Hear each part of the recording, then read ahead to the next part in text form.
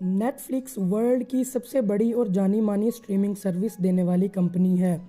लेकिन एक छोटी सी कंपनी की शुरुआत मेल के ज़रिए अपने यूज़र्स को डीवीडीज़ रेंट पर देने से हुई थी और ये कंपनी तकरीबन दिवालिया हो गई थी, लेकिन आज ये दुनिया की सबसे बड़ी कंपनी बन चुकी है। तो चलिए जानते हैं कि ये सब कैसे शुरू हुआ। नेटफ्लिक्स के को founders mark Randolph and read Hastings online business start करना चाहते थे। 90s में अगर लोगों को मूवी वगैरह देखना होती थी तो उनको मूवी थिएटर जाना पड़ता था या कैसेट्स रेंट पर लेना पड़ती थी। तो मुबैना तौर पर सब कुछ $40 की लेट फीस से शुरू हुआ। एक दफ़ा रीड हेस्टिंग्स ने 1997 में एक लोकल स्टोर ब्लॉकबस्टर से अपोलो 13 टेप रेंट पर ली, लेकिन मूवी देखने के बाद वो कैसेट टाइम पर स्टोर को वापस करना भूल गए। तो जब 6 महीने बाद उन्होंने वो टेप वापस की तो उन्हें $40 फाइन भरने को कहा गया, जिसका उन्हें बहुत अफसोस था। एक दिन जब रीड हेस्टिंग्स जिम में वर्कआउट कर रहे थे तो उन्हें ख्याल आया कि जिम का pricing model cassette rental stores के मुकाबले किस कदर शानदार है। आपको बस एक बार मंथ में फ़ीस देकर मेंबरशिप लेना पड़ती है और फिर आप जितना मर्जी चाहें वर्कआउट कर सकते हैं। तो उन्होंने सोचा कि क्यों ना ऐसा ही पेमेंट मॉडल कैसेट रेंटल्स पर भी अप्लाई किया जाना चाहिए। तो उन्होंने मालूमात इकट्ठा करना शुरू की कि किस तरह मूवीज़ को मेल के ज़रिए रेंट पर देने का बिज़नेस स्टार्ट किया जा सकता है।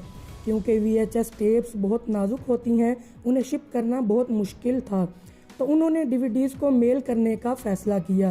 रीड हेस्टिंग्स ने अपने आइडिया को टेस्ट करने के लिए एक डिस्क को एनवेलप में रैप किया और ख़ुद को मेल कर दिया। 24 घंटे के बाद DVD बिल्कुल सही हालत में उनके घर पर पहुंच गई। तो इस तरह नेटफ्लिक्स का आइडिया अमल में आया। पहले नेटफ्लिक्स सिर्फ एक मूवी रेंटल सर्विस थी। यूजर्स नेटफ्लिक्स की वेबसाइट से सर्च करके एक मूवी चूज करते और उस मूवी की DVD कस्टमर को मेल कर दी जाती थी। 2000 में जबकि नेटफ्लिक्स के 300 के सब्सक्राइबर थे, बट फिर भी वो बहुत ज़्यादा लॉस में जा रही थी। तो रीड हेस्टिंग्स ने ब्लॉकबस्टर को अप्रोच किया और पार्टनरशिप करने को कहा।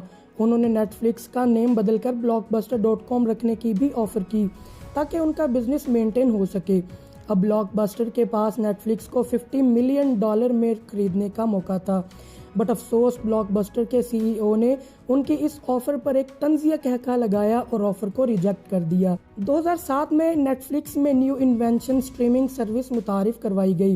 नेटफ्लिक्स ने अपने मेंबर्स को फैसिलिटीज़ प्रोवाइड करना शुरू कर दी, जिससे कि वो आराम से घर बैठे इंस्टेंटली मूवीज़ वगैरह को एंजॉय कर सकें।